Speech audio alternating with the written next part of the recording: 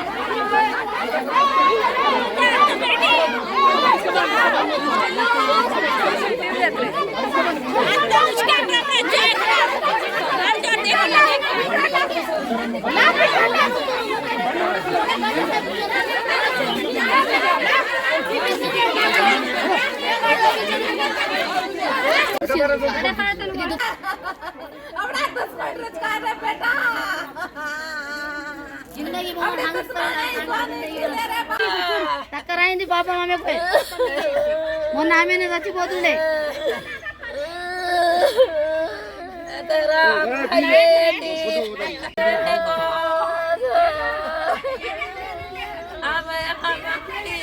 ఓయ్ మాటి చేయి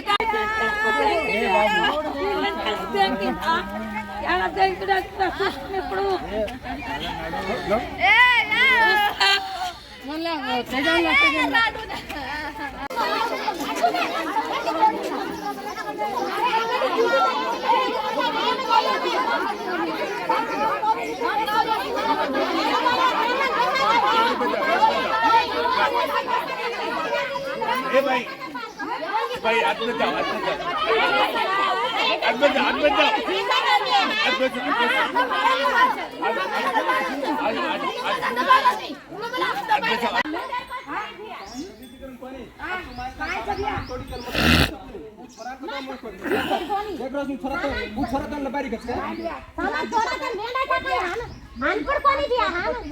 ఐదు మార్కుల్లో పోయినా నాకు కూడా తెలుసు అన్ని రూల్సే కానీ